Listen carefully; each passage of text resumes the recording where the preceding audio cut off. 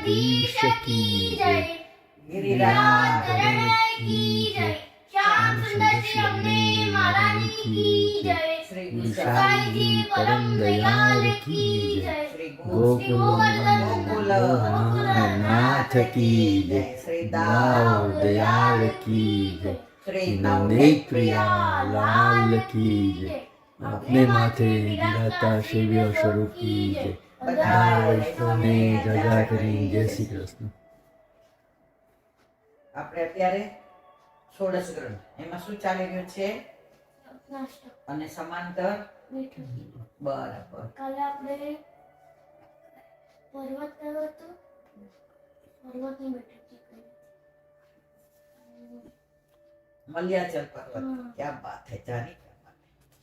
હવે જો આજે સત્સંગનું કેટલું બધું લોકોને મહત્વ છે એનો દાખલો એક જેના વચનામૃત સાંભળ્યા યદુબાવને, તો એમણે એટલું સરસ કહ્યું કે આ મોબાઈલ નહોતા શોધાય અત્યારની વાત છે.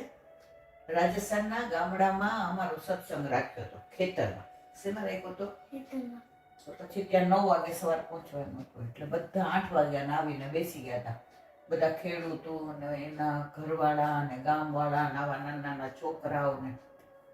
હવે જે કે અમે લોકો 7 વાગે નીકળ્યા, 1.5 કલાકનો રસ્તો હતો, એટલે અમને એમ કે 8:30 પહોંચીને ફ્રેશ થઈને વાતો કરીએ ઠાકોરજીની, તો 9 વાગી જાય. હવે અમે નીકળ્યા તો એટલો રણ જેવો પ્રદેશ, અમે રસ્તો ભૂલી ગયા. હવે તમે રણમાં રસ્તો ભૂલો તો કોઈ દેખાય જ નહીં, તમને બતાવે કોણ? તો આમ જઈએ આમ જઈએ આમ જઈએ એમ કરતા કરતા 3 વાગી ગયા. કેટલા વાગ્યા? સવારના 7 વાગ્યાના નીકળેલા, 9 વાગે પહોંચવાના બદલે હવે રસ્તામાં એ લોકોને જલ સિવાય કશું જ નહીં, અને 3 વાગી ગયા. ભોજન નહીં, કઈ કલેવું નહીં, કશું જ નહીં. અને પછી જે એમ થયું કે હવે આજે આ બધા બિચારા 9 વાગ્યાના રાહ જોતા હશે, ઘરે જતા રહ્યા હશે, તો સરપંચને કહેશું કે ભલે અમે અહીંયા રાત રોકાઈ જશું અને કાલે સત્સંગ કરીશું. એટલે કે રસ્તામાં મેં મારી સાથે જે વૈષ્ણવ હતા એને કીધું કે આપણે લોકો ત્યાં આજે રાત રોકાઈ જવું પડે તો કોઈ ચિંતા ના કરતા, આપણે રાત રોકાઈ જઈશું અને એ કે સત્સંગ કાલે કરીશું. તો અમે બરાબર 3 વાગે પહોંચ્યા. હવે પહોંચવાનું કેટલા વાગે હતું? 9 વાગે. નીકળાતા ક્યારના? 7 વાગે.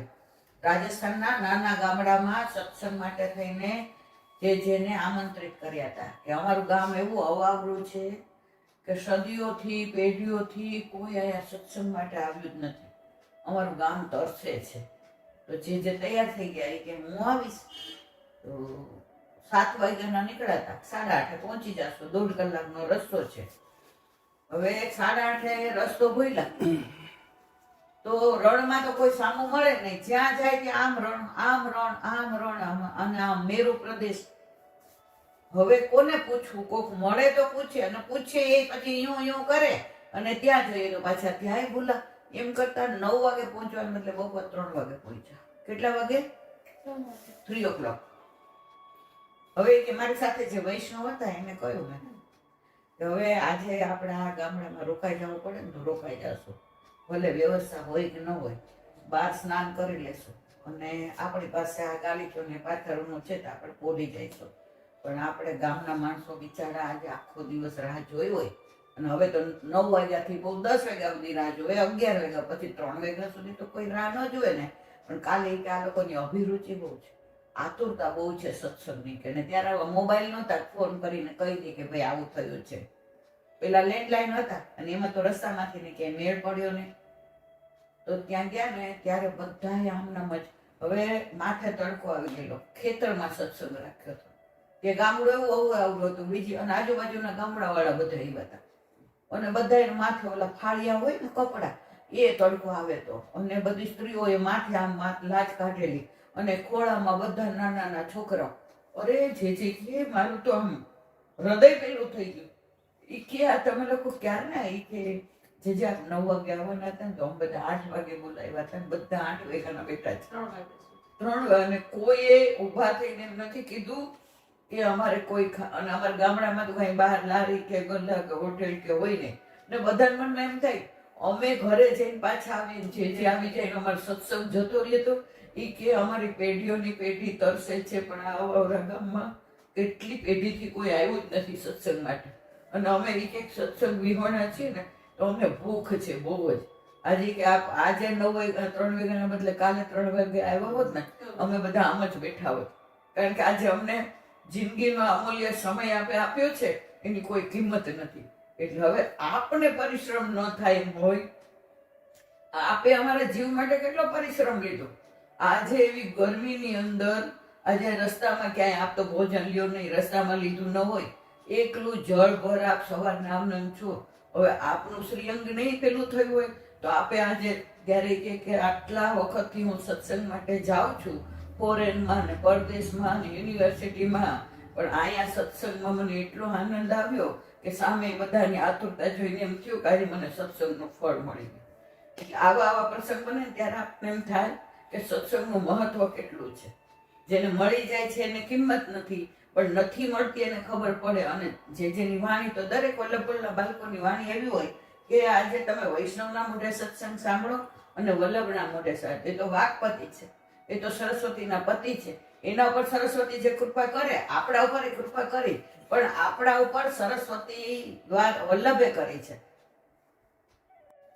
તો આજે એક પ્રસંગ કીધો ત્યારે આપણે સવારના વગર ઓલાય આપણી આંખમાં પાણી આવી જાય કે પુષ્ટિ માર્ગીય વૈષ્ણવો કેવા. અને ગામડાના હાવ ખેતરમાં ક્યારે સત્સંગ. હવે ત્યાં તો માઇક ને એની વ્યવસ્થા નહીં, લાઈટ હોય તો માઇક હોય ને. અને જે કે મને પહેલી વાર એવું લાગ્યું કે હું મારા અંતરંગ લોકોને મળી રહ્યો છું.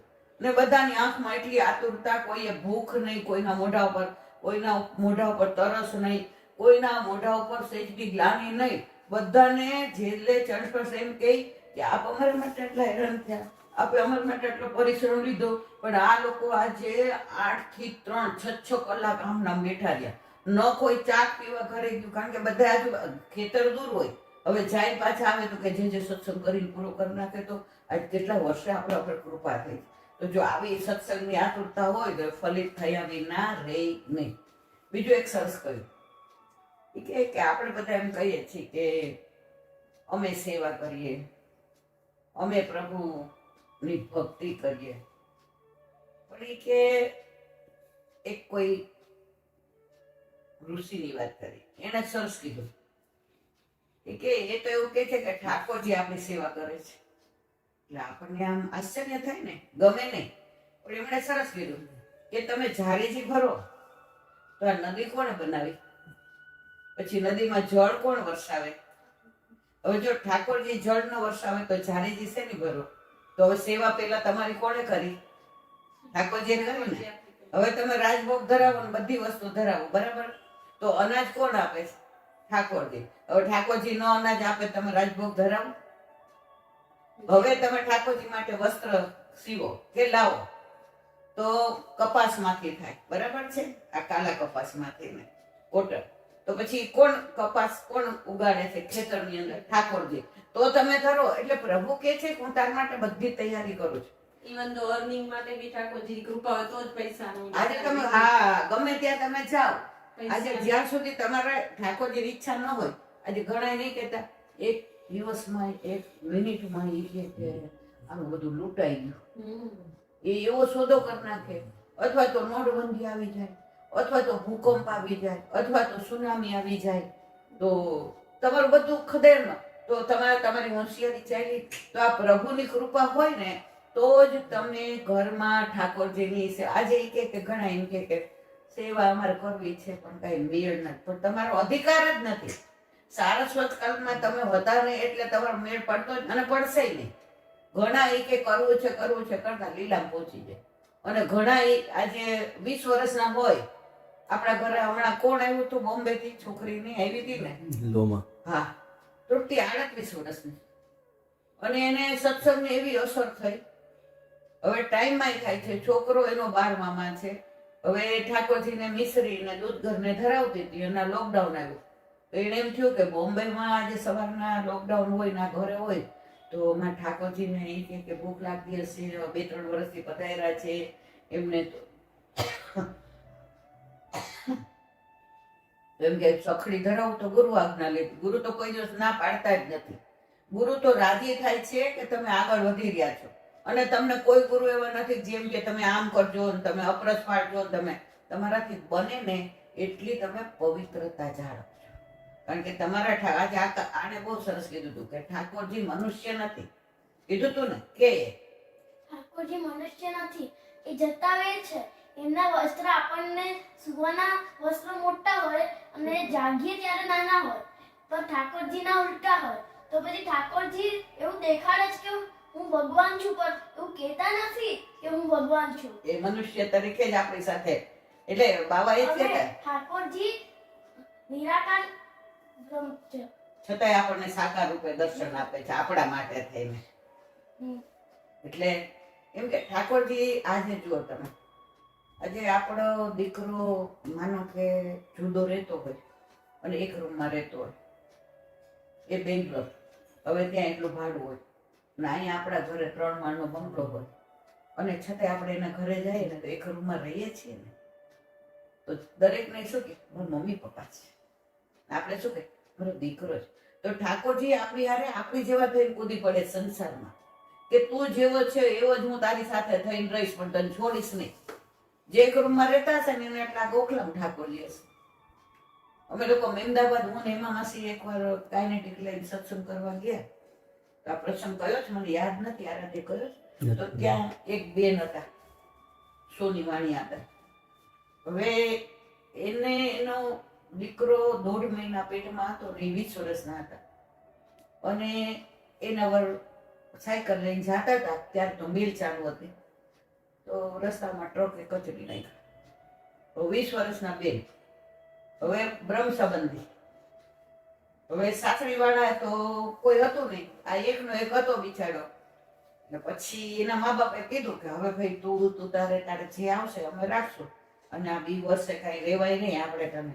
તો એ કે મારા નસીબમાં સુખ હોત તો આ શું કામ જતા રહે, અને બીજો જીવતો જ રહેશે. મારે તો મારા ઠાકોરજી પુષ્ટ કરી અને મારી સેવા કરવી છે. મારો દીકરો કે દીકરી જે આવશે એને મોટું કરી શીખે. તો અમે ગયા ને ત્યારે એનો છોકરો 11-12 વર્ષનો હતો અને ભણતો હતો, અને એ બેના કામ કરે. અને આ છે તો ત્યારે તને ખબર હોય તો આવા પડીકા નહોતા નીકળ્યા, આ બધું મળે છે ને બહાર અત્યારે તૈયાર એવું ન મળે. તો એ બેન શું કરે, ઘરે નાસ્તા તૈયાર કરે, અને પછી ત્યારે આવા ફોન નહોતા એટલે ઘરે ઘરે છોકરાને મોકલે. તો ત્યારે 10-10 રૂપિયામાં 100 ગ્રામ કે 200 ગ્રામ વેચે, અને સાંજે છોકરો ભણે અને વચ્ચે 2 કલાક આવી રીતે જાય એટલે એની ફી ને ચોપડાને કાઢી લે. અને આ બેન 2-3 જગ્યાએ રસોઈ કરવા જતા હતા. હવે એને ઠાકોરજી પુષ્ટ કરેલો. તો પછી ટાઈમમાં બેસે ત્યારે તો પ્રોબ્લેમ થાય, 20 વર્ષની જ હતી. તો એ પુષ્ટ કરેવા ને તો થોડાક દી થયા ને તો એક દી એને રડવું આવતું હતું કે હું ટાઈમમાં થાય છું, મારે ઠાકોરજીને કોના ઘરે પધરાવીશ. તો એના દીકરાનું નામ વ્રજ હતું. વ્રજ કે કેમ મમ્મી તું આટલી બધી કાંઈ મેં તને કાંઈ કીધું, હું તારું કયું નથી કરતો. મમ્મી તને મારાથી કાંઈ તકલીફ છે, કારણ કે બીજું તો કોઈ તારી પાસે રહેતું નથી, હું તો કોઈ દી તારી સામે બોલતો નથી, આજે મારાથી તને કાંઈ કહેવાય ગયો તો એકદમ આમ ભેટી પડ્યા. કે ના વ્રજ, કે હું ટાઈમમાં થાવ તો ઠાકોરજીને કોના ઘરે પધરાવા, એમ કે આપણા ઠાકોરજી તો આપણા એવા જ. એ કે હું તને રોજ સેવા કરતી જોઉં છું ને, હું સેવા કરીશ, તું ખાલી મને ધોતી બંડી લાવી દઈ કે તિલક તો હું કરું જ છું કે, અને 3 દિવસ કે હું વહેલો ઉઠીશ. તો એમ કરતા ઠાકોરજીને 4-5 વર્ષ થયા સેવાની અંદર, છોકરો જ કોઈ દી કોઈ ઘરે પધરાવે નહીં. અને પિયરે એને તો ઠાકોરજી પુષ્ટ કરાવ્યો ત્યારનું જવાનું છોડી દીધું હતું, મારું તો બધું સર્વસ્વ મારા પ્રભુ. પછી આવી એક સત્સંગમાં અમે જઈએ તો એકવાર અહીંયા નવનીત પ્રિયાજી આવ્યા હતા, તો કે ઈલાબેન આમ તમારે ઘરે મને કહેવાય નહીં આવવાનું, હું એક રૂમમાં ભાડે રહું છું ચાલીમાં, કે મારા ઘરે તમે આવો તો ઠાકોરજી બહુ રાજી થાય. પણ મારા આજુબાજુ કોઈ વૈષ્ણવ નથી, આખો મિલ એરિયા છે, તો અમે બધા મજૂરિયા જ રહીએ છીએ, પણ એ કે મારા ઠાકોરજી બહુ રાજી થાય. તો એમાં માસી મેં કીધું હાલો આપણે બે જઈએ. તો શનિવારે બપોર પછી મેં અડધી સિયલ લીધી. હું ને માસી કાઇનેટિક લઈને છે ખોખરા ગયા. એ ચાલી અત્યારે તો મને યાદ નથી, આ તો લગભગ 30-35 વર્ષ પહેલા. તો એટલા રાજી થયા, અમે એની અભિવ્યક્તિ જોઈને અમારી આંખમાં પાણી આવી ગયા. ઓલો કોથળો પાથરો ને અમને તિલક કર્યા ને અમને મિશ્રી મોઢામાં દીધી ને, અને પછી કે તમને કોથળા ઉપર ભાવશે, કે પછી કે વ્રજી કે મારો એક સાંડલો ન પડ્યો લાવનારો પણ મેં તો નહીં ઠાકોરજીને વલ્લભપુર ને, એ કે વલ્લભપુર, મેં તો વલ્લભપુર પધારે ચિંતા કરો માં. અને પછી અમે સત્સંગ કરતા મને જેમ અત્યારે ભાન નથી રહેતું એમ ત્યારે તો પછી તો 8 વાગી ગયા. તો એ તો કે હવે ઈલાબેન થોડુંક કે ઠાકોરજીને ભોગ ધરાવું છે. એને ભેળી બનાવી હતી અને એ છોકરાને કે દહીં છે હવે કઈ એમાં ફ્રીજમાં એ કે ખાટું થઈ ગયું ને આપણે ઠાકોરજીને ધરાવવાનું. તો કે થોડું કાંઈક મહાપ્રસાદ પણ કે મારે ઘરે કે ખાલી ભેળી નહીં ધરાવેલું. મેં તો અમને ચાલશે. એમાં માસી કે ઈલા આપણે મોડું નહીં થાય. મેં કીધું 10-15 અડધો કલાક હવે આમ ક્યાં તૃપ્તિ આજની તારીખમાં મને ખીચડીનો એ ભેળીનો સ્વાદ 8:30 અમને એને ખીચડીને દઈ દીધું. અને પ્રાઇમસ ઉપર રસોઈ એને કેરોસીન વાળો પંપ વાળો પ્રાઇમસ હોય ને એના પર એને ખીચડીમાં હવે એને ઘરે કુકર કાંઈ નહીં એલ્યુમિનિયમ ની તપેલી હા એની અંદર એને આજની તારીખમાં મને યાદ છે. પછી તો એનો છોકરો ભણ્યો ને દુબઈ ગયો ને પછી તો બેન હવે કઈ સમાચાર નથી પણ વચ્ચે તેના ફોને આવતા હતા કે હીલાબેન ઠાકોરજી આટલા બધા કૃપાળુ અમે તો કાંઈ ન કર્યું અમારા માટે આટલું બધું પ્રભુ એ કે આટલું બધું અમારું ધ્યાન રાખે છે. એ કે આજે મને અફસોસ નથી કે મારા મિસ્ટર એ તો પ્રભુને ત્યાં લીલામાં એની જરૂર હશે તો એને લઈ લીધા પણ મારા ઘરે ઠાકોરજી કે પ્રસન્નતાથી બિરાજે છે. તો મારે કહેવાનો આશા એવો કે જેમાં આ સત્સંગ માટે થઈને જે ત્યાં ગયા એ આ સત્સંગ માટે કેવા લાલાયક હતા. તો આની અંદર પછી બાવા એક સરસ એ કે પ્રભુને પ્રેમ કેવો કરવાનો.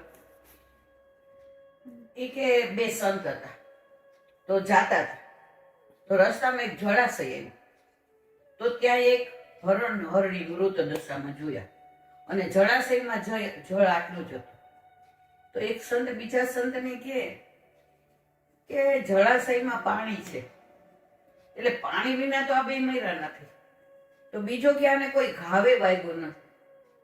તો મર્યા કયા કારણથી એનું આખું સુભાષિત છે. પેલા મને મોઢે હતું અત્યારે તો હું ભૂલી ગઈ છું. તો ઓલા બીજા સંતે કહ્યું કે આ બે એકબીજાને એટલો પ્રેમ કરતા હતા કે જળાશયમાં પાણી હતું અને આ ગ્રીષ્મ ઋતુની અંદર અહીંયા આવ્યા હશે અને પાણી એક જણને થાય એટલું હતું કે એક જણ પીએ તો બચી જાય એટલે બે એકબીજાને કહેતા હશે કે તું પી લે તું બચી જા મારે જીવવું નથી. ઓલો કે ના તું પી લે તું બચી મારે. બે એકબીજાને જીવાડવામાં તું પી કરતા કરતા બે લીલામ પહોંચી ગયા. તો તમે આવો પ્રેમ કરો અને તમે નિષ્કામ પ્રેમ કરો. પ્રભુની યાર અત્યારે આપણે કેવું છે મારે આ દીકરીનું થઈ જાય ને આખા દિવસનો રાજભોગ કરાવે અલા તું વાણિયા અહીંયા તો વાણિયાગીરી કરમાં આ વેપાર પ્રભુ નિષ્કામ અહેતુ પ્રભુ તમને અહેતુ ઓલું પ્રેમ કરે છે. તમારી પાસેથી ઠાકોરજીને શું લેવાનું. એક વૈષ્ણવે કોઈ જેને પૂછ્યું એ કે પ્રભુ કાંઈ નથી માંગતા પ્રેમ કેમ માગે છે કે તમે પ્રેમ જ કરો કારણ કે વલ્લભભાઈ 10મી કઈ ભક્તિ આપી પ્રેમ લક્ષણા. તો કે કેમ તો જે એટલો સરસ જવાબ આપ્યો ને આપણા રોમાંચ ખડા થઈ જાય. એ કે પ્રભુ પાસે કેટલો બધો પ્રેમ આપણે રસોઈ કહીએ છીએ ને પ્રેમાળ છે એના પ્રેમ પાસે કોઈના પ્રેમનું કાંઈ ના આવે. તો પ્રભુ કહે છે જો જે બહુ ધનવાન હોય ને જેની પાસે કરોડોપતિ હોય ને લાખોપતિ એને કરોડોપતિ થવાનું મન થાય. કરોડોપતિ હોય ને એને અબજોપતિ થવાનું અબજોપતિ થાય ને અરબોપતિ થવાનું મન એ સંતોષ થાય જ ને હજી હજી હજી. તો ઠાકોરજીને પ્રેમાળ છે એટલા બધા પરાકાષ્ઠાએ તો એને યાર પ્રેમ જ આપો મને મારો હજી પ્રેમ જોઈએ છે હજી. એ પ્રભુ બીજું કઈ માંગતા જ નથી પ્રેમ જ માંગે છે. તો હવે આગળ પછી યમનાષ્ટકનું અહીંયા વચનામૃતની વાત પૂરી કરીએ અને યમનાષ્ટક બરાબર.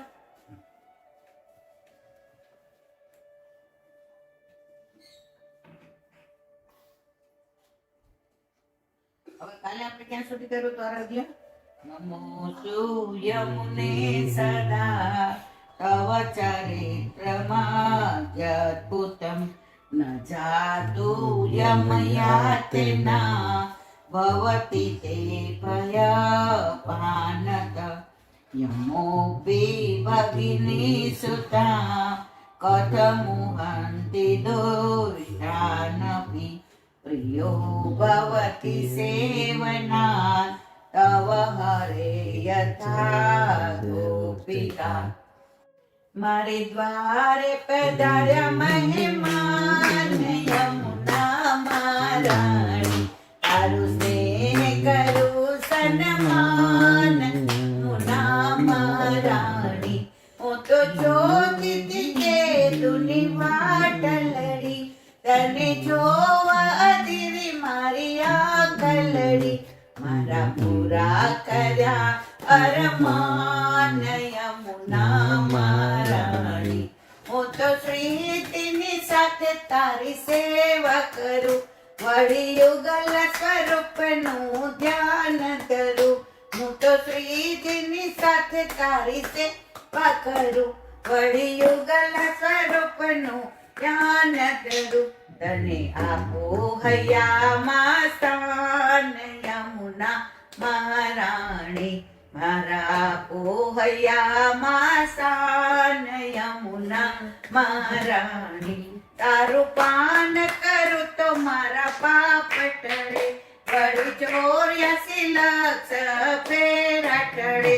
મારો દાસીનો ટાળો અભિમાન યમુના મહારાણી, તારી દાસીનો ટાળો અભિમાન યમુના મહારાણી. મારે દ્વારે પધાર્યા મહેમાન યમુના મહારાણી. હવે શું કે છે? નમોસ્તુ યમને સદા. કાલ આપણે તવ ચરિત્ર અદ્ભુત. હવે આ ચરિત્ર કેટલું અદ્ભુત છે. હવે જો કાલથી ને ગોપ માસનો પ્રારંભ થયો. શેનું આરાધ્ય? આખો મહિનો ગોપ માસ. અત્યારે બધા વ્રતચર્યાના કીર્તનો આવે અને વ્રજાનંદ કંદ જે વ્રતચર્યાષ્ટક છે, જે ગુસાઈજીએ રચી છે, એ અત્યારે રોજ બને તો ગાવાનું. એની અંદર પ્રભુના સૌંદર્યના સ્વરૂપનું આખું વર્ણન છે. આજે 2-3 વૈષ્ણવ કેવડાવ્યું હતું આની અંદર, અમારી પાસે નથી. પપ્પાને મેં કીધું આમાં ફોટો પાડીને મોકલો, કારણ કે મને તો કાંઈ આવડતું નથી. એ તમે જુઓ ને તો એની અંદર પ્રભુના આખા સૌંદર્યનું વર્ણન છે. ભલે શરૂઆતમાં ના સમજાય, પણ ધીમે ધીમે એ જ કૃપા કરે ને આપણને સમજાવે. તો 1 મહિનો અત્યારે ગોપ માસ પ્રારંભ. હવે ગોપ માસ કોને કહેવાય ખબર તને? જો આપણે કાલે વાત કરી કે ગોપિકાઓ કેટલા? રાજસ, તામસ, સાત્વિક અને નિર્ગુણ. પછી નિત્ય સિદ્ધા, પછી શ્રુતિ રૂપા, કુમારિકા અને ઋષિ રૂપા. જેવી રીતે આ 4 એમ એ 4ના આ નામ છે. નિત્ય સિદ્ધા કોણ? રાધાજી, બરાબર. પછી શ્રુતિ રૂપા કોણ? ચંદ્રાવલીજી. પછી કુમારિકા કોણ? આ બધા હા એ ને આ પછી 16,000 ગોપીઓ ત્યાંથી આવી હતી ને એ. અને ઋષિ રૂપા કોણ? જેને કાત્યાયની વ્રત કર્યું દંડકારણ્યની અંદર. ઋષિરૂપા ગોપી એ ચંદ્રાવલીજીનું ગ્રુપ. ઋષિ રૂપા ક્યારે થઈ કે જ્યારે એમને આ ઋષિરૂપાનું મને ખબર આ છે કયું? કે એકવાર છે ને દંડકારણ્ય વનમાં રામ ભગવાન જઈ રહ્યા હતા તો ત્યાં થોડા ઋષિઓ તપ કરતા હતા. હા બરાબર. પછી એમને જોઈ લીધું. રામનું સ્વરૂપ જોયું તો એટલા બધા સુંદર ને દેખાવડા. તો ઋષિઓ તો તપની અંદર કોઈ સ્ત્રીઓનું એના મનમાં ન આવે. તો રામનું સ્વરૂપ જોઈને એમને શું થયું કે હું આમને આ પત્ની હોઉં તો કેવું સારું. તો પછી રામે ત્યારે વચન આપ્યું કે અત્યારનો એક પત્ની વ્રતા છું, એટલે હું તમને કૃષ્ણ અવતારમાં સારસ્વત કલ્પની અંદર તમારો મનોરથ પૂરો કરીશ. ખ્યાલ આવ્યો? અને પછી વ્રજમાં એ લોકો ઋષિ રૂપા ગોપીઓ આવ્યા. હવે ઋષિ હોય એટલે એને તપ કરવું જ ગમે, નહીં તો ભગવાન ઠાકોરજી તેને મળી જ ગયા હતા નંદનંદન. હવે એ લોકોએ શું કર્યું? કાત્યાયની વ્રત કર્યું. હવે કોઈને ખબર ન પડે એટલે સવારના બ્રહ્મ મુહૂર્તમાં વહેલા ઉઠી જાય અને બધા સવારના ગીત ગાત હરિયસ ગાવત ચલી વ્રજ સુંદરી ચલી યમુના કે તીર. અત્યારે આપણે રોજ એ ગાવાનું હોય. પછી આ વ્રતચર્યાને પછી ત્યાં આવે અને કાત્યાયની દેવીની પૂજા કરે, ભોગ ધરે, યમુનાજીમાં સ્નાન કરે અને પછી પાછી આવે. કોઈને ખબર ન પડે બ્રજમાં ગા. અને 1 મહિનો થયો. હવે પ્રભુએ જોયું કે આ તો મારા માટે કરે છે, ગાંડી છે. કે મેં વચન તો આપી દીધું કે તમને હું મળીશ અને તમને મારી પત્ની તરીકે સ્વીકાર કરીશ. દંડકારણ્ય વનમાં જ ઋષિઓ, પણ ઋષિનો સ્વભાવ કેવો? તપ કરે. એટલે ઋષિ રૂપા ગોપીઓ થયો એટલે મનમાં એમ થયું કે આપણે આ વ્રત કરીએ. જો જે મર્યાદા માર્ગમાંથી આવ્યો હોય ને એના બધું બહુ મન થાય. આજે ઘરે આપણે ફોન કરીને એ કે આજે આપણે આખો મહિનો શ્રાવણ મહિનો ન કોયડા કરે. અલા ભાઈ, આપણામાં તો કાહે કો દે દમત સાધન કરી રખે છે ને વિદ્યમાન આનંદ તજી ચલત ક્યો પાથે. આપણામાં તો આ બધું કરવાની જરૂર જ નથી. ઉલટાનું શ્રાવણ મહિનામાં ઠાકોરજીને વધુ સામગ્રી અરોગાવો, મુખારબીનની સેવા કરી અને તમે 2 રોટલી વધુ રહ્યો તો સેવાની અંદર તમને વધુ આનંદ. આપણે ભૂખ્યા રહેવાનું તો સિવાય 24 એકાદશી અને અધિક મહિના અને 4 જયંતિ. આના સિવાય આપણામાં વલ્લભે કહ્યું જ નથી. વલ્લભ કહે છે બસ તમે આનંદ કરો. તમે ઓલો એક જણો આવ્યો ગુસાઈજી પાસે, ઈ કે મારા ઠાકોરજી ખુશ કરાવવા છે. ઈ કે તે કોઈને પ્રેમ કર્યો? ઈ કે મારા વાલા આમાં પ્રેમ ક્યાં આવ્યો? આ સંસારના પ્રેમને મારે કાંઈ સાંભળો, મારા ઠાકોરજી ખુશ કરાવવા છે.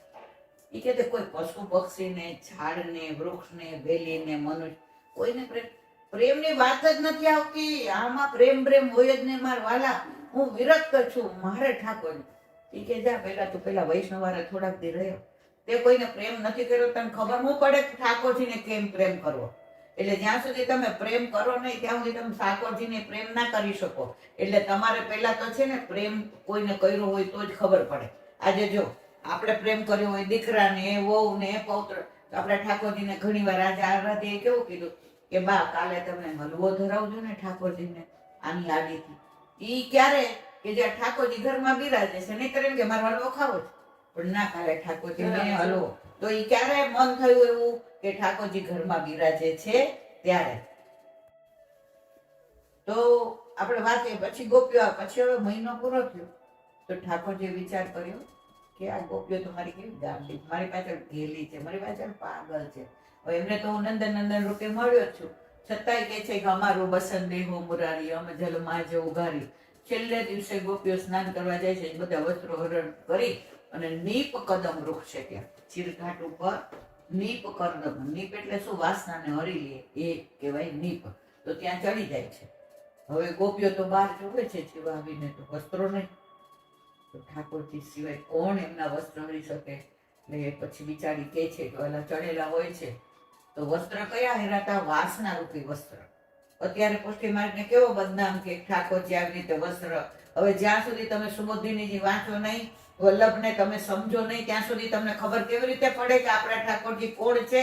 અને એને વસ્ત્ર થોડા હરી લે અને ત્યારે ઠાકોરજી 5 કે 7 વર્ષના હતા. હવે આવડા છોકરાને શું ખબર પડે કે વસ્ત્રો હરવા ને શું કરવા? આ તો પૂર્ણ પુરુષોત્તમ હતા. આ તમારી વાસના હરવા. હવે ગોપીઓને કોઈ વાસના નહોતી, પણ છતાંય સંસારમાં રહેતી હતી ને ક્યાંય સેજ બી હોય તો પ્રભુએ પોતાનામાં પ્રવણ કરવા માટે આ વસ્ત્ર હર્યા.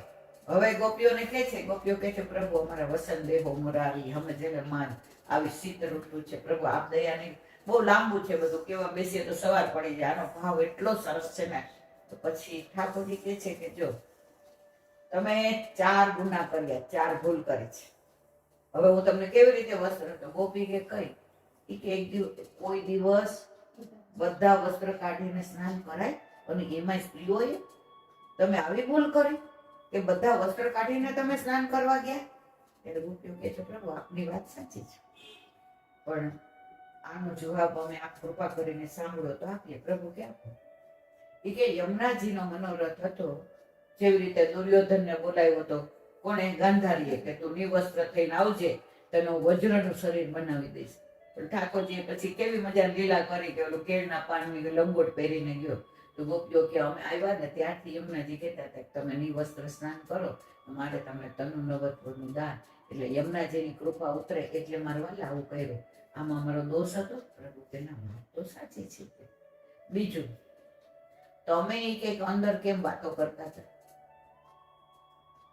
તો કે પ્રભુ વરુણ દેવ અમને અંદર ગયા ને તો અમે લોકો રોજ આપની જ લીલાની કે આજે કેવા માખણ ચોરી કરવા આવ્યા હતા, આજે અમે યશોદાજાને ઘરે ગયા તો કેવા થાંભલા પાછળ છુપાઈને ઈશારા કરતા હતા, આજે અરોગતા હતા ને અમે ગયા ત્યારે પીરસતા કેવું અધરમનું તમારા મોઢામાં દઈ દીધું હતું. આ બધી લીલાની વાતો કરતા હતા. તો વરુણદેવે અમને કીધું કે તમે જળમાં આવો ને ત્યારે તમારા આ ગુણાનું વાત કરવા અમારો અધિકાર નથી કે ના બધા દર્શન થાય, પણ તમારા મુખથી સાંભળીએ તો અમને સ્વરૂપના દર્શન તો થાય. તો વરુણદેવનો મનોરથ પૂરો કરવા પ્રભુ અમે આપના જ ગુણાનું વાત કરતા હતા, અમે અંદર વાતો નહોતા કરતા. એ અમારો ગુનો છે પ્રભુ. તો કે ના, આ તમને માફ કરવું. ત્રીજું, તમે કેમ કાત્યાયની દેવીની પૂજા કરી? અન્યાશ્રય કર્યો પ્રભુ કે, બીજું કઈ નહીં કે. આની લીલા તેવી અદભુત છે ને. ઇન્દિરાબેટી જે વલ્લભ સદનમાં 3 કલાક આ લીલાની બધું વિવરણ કર્યું હતું. આપણા રોમાંચ ખડા થઈ જાય. આપણે તો અત્યારે એટલું બધું ના કરી શકીએ. તો પછી કે છે તમે કેમ કાત્યાયની દેવીનું વ્રત કર્યું અને કાત્યાયની દેવીની પૂજા કરી? અને પ્રભુ અમે અન્યાશ્રય નથી કર્યો. યમુનાજી આપના ચતુર્થ પટરાણી છે ને સતત આપનો સંગમ છે. તો એમની વાલુકા હોય ને રોજ, એમાંથી અમે દેવી બનાવ્યા જે યમુનાજી છે. તો અમે યમુનાજીની પૂજા કરતા હતા કે અમને પ્રભુ પતિ તરીકે મળે તો અમે ખોટું કર્યું હતું? તો પ્રભુ કે વાત તો સાચી છે. એટલે આ તમારો તો કે ચોથો દોષ તો તમારો છોડાય. તમે વ્રત કેમ કર્યું? ઋષિ રૂપા હતા તો કે પ્રભુ વ્રત પણ અમે તો આપના માટે જ કર્યું. તો કે હું તો તમને મળેલો જ હતો, ગોકુળમાં જ છું, તમારી પાસે જ છું, ખેલું છું, રમું છું, તમને બોલાવું છું, ચીર હરું છું, પાણી તમને બેડલા ચડાવું છું, તમારી પાછળ ડોલું છું, તમારા ઘરે માખણ ચોરી કરવા આવું છું, તમારા બછડા છોડી દઉં છું, તમારા છોકરાને રમાડું છું, તમને બધી રીતે પ્રેમ કરું છું, તોય વ્રત કર્યું? ગોપીઓ કે પણ પ્રભુ વ્રત એ આપના માટે કર્યું છે ને અમે બીજા માટે તો નથી કર્યું. પ્રભુ કે છો ભલે મારા એટલે આપણામાં કયું છે કોઈ વ્રત દાન તપ કાંઈ જરૂર નથી, સેવા કરો બધું અંદર આવી જાય. બોલ તમે કીધું ને કે ઓલું યજ્ઞ આપણે ચૂલા ઉપર કરીએ, હા. પછી આપણે દાન આપણે મહાપ્રસાદ પીરસીએ બધાને, તો એ દાન થઈ ગયું. પછી આપણે પૂજા કરવી, વ્રત કરવું, વ્રત 11સમાં આવી ગયું, આપણે 11 કરીએ. પછી એટલે બધું આપણા ઠાકોરજીની સેવામાં આવી ગયું, એટલે આપણે બીજું કઈ કરવાનું રહેતું નથી. તો પછી અહીંયા કે છે પ્રભુ એ જો વ્રત અમારો ગુનો કહેવાય તો પ્રભુ કે વ્રત કર્યું એ મને ના ગમ્યું એટલે તમને 11 મહિનાનો વિરહ. હવે કારતક મહિનામાં ગોપીઓએ આ કાત્યાયની વ્રત કર્યું અને આસો મહિનાની શરદની પૂનમે રાસમાં એમને બોલાવ્યા. તો 11 મહિના વિરહ આપ્યો, વ્રત કર્યું તો એક કાત્યાયની દેવીની અત્યારના બધા પૂજાઈ કરે, કીર્તનો ગવાય અને વ્રજમાં તો તમે જો બધા વ્રજની ગોપીઓ હોય ને જે છોકરીઓ ને સ્ત્રીઓ એ બધા ત્યાં જાય ને ચીરઘાટ ઉપર. અત્યારે તમે ચીરઘાટ પર જાઓ તો ત્યાં કદમનું વૃક્ષ છે, ત્યાં બધા વસ્ત્ર પહેલા કરે છે, કાત્યાયની દેવીનું મંદિર છે, એટલો સરસ યમુનાજી તો ભરપૂર હોય છે. અમે ત્યાં ગયા હતા આ લીલી પરિક્રમામાં, હમણાં નહીં લીધો તો એક વૈષ્ણવ હતા નિષ્કંજન, એમણે 1.25 કિલો સફરજન લીધા. હવે સવારે 6:30 સફરજન લીધા અને અમે લોકો 11 વાગે ચીરઘાટ પર આવ્યા. ત્યાં સુધી એ થેલી લઈને ફરે. પછી હવે સાવ નિષ્કંજન હતા, ઓલા છોલધારીમાં રહેતા, હાથે રસોઈ બનાવતા ને ઠાકોરજીને ભોગ ધરી લેતા. કશું પોતે બહારનું કે કશું બીજું લે જ નહીં. કોઈ દિવસ કોઈના ઘરે આમ જાય ને આપણે કઈ પાલમાં આવ્યું હા આવીશ પણ જાય નહીં. હવે ત્યાં ચીરઘાટ પર આવ્યો ને તો મેં કીધું કેમ આ થેલી લઈ લઈને ફરો છો? આપણે મને આમ હસવાની કેવું. પછી અમે 10-12 જણા બેઠા હતા ને તો એ કાંઈ બોલ્યા નહીં. પછી જેવી હું ઊભી થઈ અને કોઈ કે મને બોલાવી તો રસ્તામાં હાથ પકડી કે એટલે બેન મારે એક વાત કરવી. શું? એ કે બીજી ભેટ ધરી શકું કે ધોતી ઉપર ન કરી શકું એટલું બધું મારું સામર્થ્ય નથી, પણ આ મેં 1.25 કિલો સફરજન લીધા છે અને આજે 11 છે તો જે મારે પધરાવા હું કેમ પધરાવું આવું નાની વસ્તુ. એટલે પછી મેં કીધું અરે એમાં શું તમારા હાથે ધરી ગયો? જેને તો તમે કઈ ના ધરો ને તો 11 ખાલી તમે મેં કીધું એક સફરજન કે એક મિશ્રીનું ટૂંક પધરાવો ને તો કોઈ બાળકોને તમારી ભેટની પડી નહીં હોતી, તમારા પ્રેમની પડી હોય. ના કે મારી ભેગા હાલો. એટલે પછી અમે ત્યાં ગયા. હરિબાબા કે હા હા કાંઈ વાંધો નહીં, 11 બહુ સારું કર્યું, દીવા રાજી થઈ ગયા, આંખમાંથી અસર ધારા જાય. હવે મારી પરાકાષ્ઠા કેવી છે. એટલે પછી એમણે મને કહ્યું કે બેન આ રાખો તમારી પાસે, આપણે નીકળીએ છીએ, પછી ગાડી મૂકી દેજો. એમનો ભાવ જોઈને જે મિત્ર એમને તો કેટલું બધું, એમને શું હવે લખભાઈ ચાલશે એવું બન્યું કે દાદાજીએ કહ્યું કે ચલી કે આપણે યમુનાજીનું પૂજન કરીએ અહીંયા કે ચીરઘાટ ઉપર. તો તરત પેલા જે ચોબાજી હતા ને ગોર હતા ને તો બધા વૈષ્ણવો ત્યાં આવ્યા ને બધું ચોખા ને કંકુ ને પૂજા કરીને વસ્ત્ર બહુજી પાસે સાડી હતી સરસ એ ધરાવી. પછી કે ભોગ લાવો. ભોગમાં ઓલું મને કીધું હતું કે આપણે ગાડી મૂકવાનું છે એટલે હું યાર લઈને જ ફરતી હતી. તો પછી કે ઇલા બેન ભોગનું મેં તો આર્ય સફરજન મારવાલા. અરે ઓલા બેન તો ત્યાં તો જો આમ એને તો આમ રોમાંચ ખડા થઈ ગયા અને જે પોતાના હાથેથી ને એ ભોગ ધર્યો અને પછી એક ત્યાં પધરાવીને બાકીના બધા વૈષ્ણવમાં પ્રસાદ દીધો. એમનો ભાવ કેટલો ઉત્તમ, યમુનાજી કેટલા કૃપાળુ. આવા તો એટલા બધા અંદર તો જો અમને અનુભવો થયા છે કે મને એમ થાય કે પુષ્ટિ માર્ગમાં આવું એ આપણા બસની વાત નથી. આપણું વરણ કર્યું છે વલ્લભે એટલે આપણે પુષ્ટિ માર્ગમાં આવ્યા છીએ. એટલે આનું ચરિત્ર અદ્ભુત. હવે કાલે આગળ આનું વિવરણ કરીશું. બોલો શ્યામ સુંદર શ્રી યમુની મહારાજ. હવે આજે કાલે કઈ બેઠકનું કીધું તું આપણે?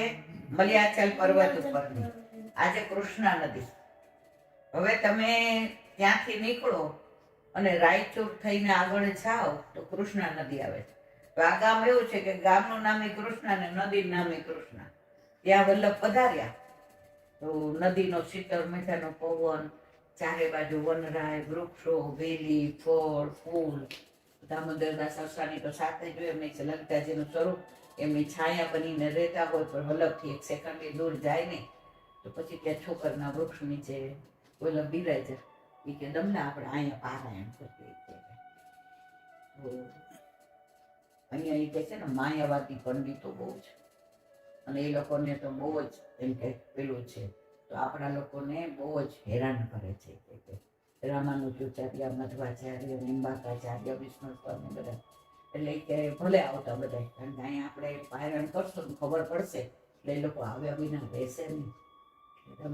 સત્સંગની મારા વાલા જેવી આપની આંખે તો વલ્લભ પારાયણ કરતા હતા તો આ લોકો રોજ આવે. કોણ? મધ્વાચાર્ય વાળા, નિંબાકાચાર્ય, રામાનુજાચાર્ય, વિષ્ણુ. છેલ્લે દિવસે ઓલા પંડિતો બધા આવ્યા. એ તો બધા હતા કોણ? શૈવપંથી, રુદ્રાક્ષની માળા હતા. એ કે અમારી યાર શાસ્ત્રાર્થ કરો. વલ્લભ કે બિરાજો બિરાજો. તમે પેલા જળ લ્યો, મેવો લ્યો, આરામથી બિરાજો એટલે આપણે શાસ્ત્રાર્થ કરીએ. હવે વલ્લભની ચિંતા કેટલી, ઓલા લોકો આવ્યા હતા અમારી યારે શાસ્ત્રાર્થ કરો કરતા કરતા એને તેમ અમને કોઈ હરાવી જ ન શકે, અમે જ મોટા. પણ વલ્લભની ચિંતા કેવી, સાક્ષાત પૂર્ણ પુરુષોત્તમ હતા તો એ બધું કે તમે આરામથી બિરાજો પછી આપજો. હવે 3 કલાકમાં તો એ બધા માયાવાદ પંડિતોને હરાવી દીધા. ત્યારે બધાએ કહ્યું કે કોઈ સામે માણસ કે પંડિત કે ઋષિ હોય, બ્રાહ્મણ હોય કે પુરોહિત હોય એને હરાવી શકે, સાક્ષાત પૂર્ણ પુરુષોત્તમને કોણ હરાવે? તો કે હવે અમને શરણે દે.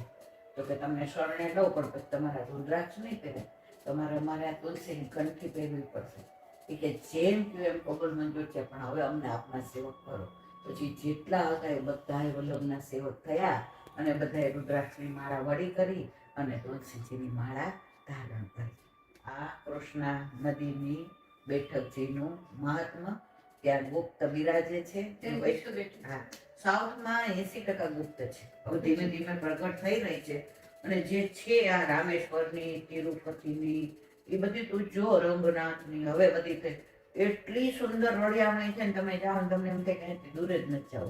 એટલે વલ્લભ જ્યાં સાક્ષાત બિરાજતા હોય ત્યાં પછી તગડીની હોય કે દક્ષિણની હોય કે બ્રજની હોય કે સૌરાષ્ટ્રની હોય, વલ્લભ બિરાજે ત્યાં બ્રજ સહિત જ હોય એટલે તમને બ્રજનો અહેસાસ થાય વિના રે નહીં. આ મારા વલ્લભની વાણી અને ભૂલો બોલો વલ્લભાધીશ કી જય. શ્રીમદ ભાગવત અને મારા ગુરુદેવને દંડવત પ્રણામ કરું છું. ચંદ્ર સરોવર पे सूरदास के द्वार पे मेरा दंडवत प्रणाम.